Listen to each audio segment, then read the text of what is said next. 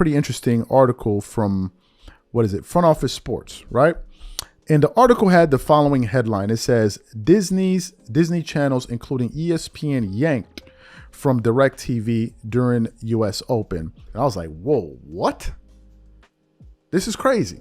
Because I'd remember reading a little bit about this before, and I was like, wow, so they really couldn't come to a resolution. So that's one article I want to touch on, but then I did a little bit more digging, and I saw another article from Awful Announcing, and this had the headline saying, DirectTV drops ABC/ESPN as Carriage dispute unresolved. So these are the two articles that I definitely want to delve into right now. So let's start off with the Front Office Sports one. It says, DirectTV subscribers suddenly lost their Disney-owned channel Sunday evening just after 7 p.m. Eastern, including ABC and ESPN, during the fourth round of the U.S. Open tennis on ESPN and just before the start of the USC-LSU college football game on ABC. But it wasn't sudden if they had been paying attention to the current carriage dispute between DirectTV and Disney. The distribution deal between the two was set to expire on Sunday, and the two did not come to terms on a new deal in time for the deadline. DirectTV customers in many markets are still able to watch ABC since those affiliates are owned by Sinclair, Tegna, Scripps, and other companies. But several of the largest TV markets, including New York, Los Angeles, Chicago, Philadelphia, and Houston, are out of luck since Disney owns those ABC affiliates. DirectTV chose to deny millions of subscribers access to our content just as we head into the final week of the U.S. Open and gear up for college football and the opening of the NFL season, Disney and ESPN execs said in a joint statement Sunday. While we're open to offering DirectTV flexibility in terms which would have extended to other distributors, we will not enter into an agreement that undervalues our portfolio of television channels and programs. In a long press release sent to Front Office Sports, DirectTV said, just hours before today's expiration, Disney demanded that to reach any licensing agreement or to extend access to its programming, DirectTV must agree to waive all claims that Disney's behavior is anti-competitive. Moreover, any future lawsuits resulting from DirectTV/Disney licensing agreements will be adjudicated in California and not New York, because as Disney counsel specifically stated, as the NY judge, Garnett didn't understand the issues when granting a preliminary injunction against Disney's Venue Sports. Disney's last-minute demand to foreclose upon any legal accountability for its growing pattern of anti-competitive actions should be troubling to all pro-consumers, advocacy groups, regulators, and departments of justice attorneys alike.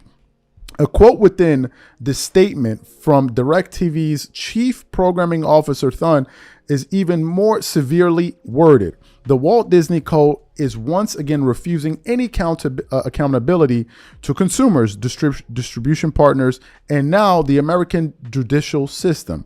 Disney is in the business of creating alternative realities. Wow.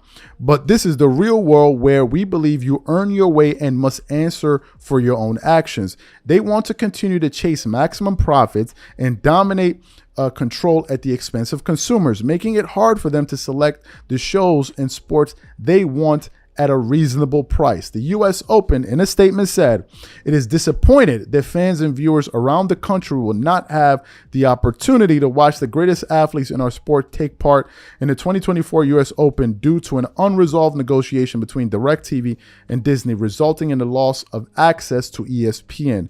We are hopeful that this dispute can be resolved as quickly as possible. So you heard what that article had to say there. It had a few other things to say. Now I want to read from the front, from the Awful Announcing article as well. So let's read from this article here as well. It says Disney-owned channels, including ABC and ESPN, went dark on DirectTV Sunday night as the two sides were unable to reach a new carriage agreement by the deadline. The blackout comes after protracted negotiations, and it came at a terrible time for sports fans, with a busy night ahead of the Disney-owned channels, including the ABC ESPN Plus broadcast of LSU versus USC, the Atlanta Braves Philadelphia Phillies Sunday night baseball game, and the U.S. Open primetime tennis coverage on ESPN. Two, the existing contract expired at 5 p.m. Eastern Time, and DirectTV kept the Disney-owned channels on air for a couple of hours as the negotiations continued, but the channels were dropped around 7 p.m. Disney and ESPN immediately issued a statement calling on DirectTV to finalize the deal that immediately restore our programming.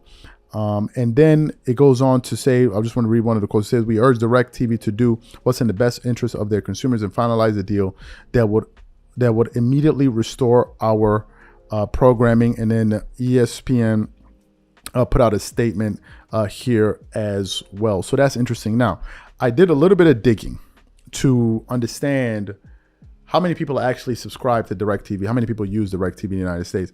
According to Statista, based on what I've seen here, as of the fourth quarter of 2023, the number of DirectTV video subscribers was around 11.3 million in the United States. I don't know if that's TV or something else when it says video, but then another article is saying that this is the Medium, but this is not published 9 months ago. It says DirectTV had roughly 25 million subscribers at one point. So we know that it's in the millions, right? We know that it's in the millions. And for ESPN to put out a public statement saying that, you know, DirectTV needs to come to the table so they can come to some sort of agreement shows you that, you know, they're taking a hit there when you have millions and millions of people basically losing out on their servers. What does all of this mean? It means to me that, look, certainly ESPN is the big boy in this entire dispute here.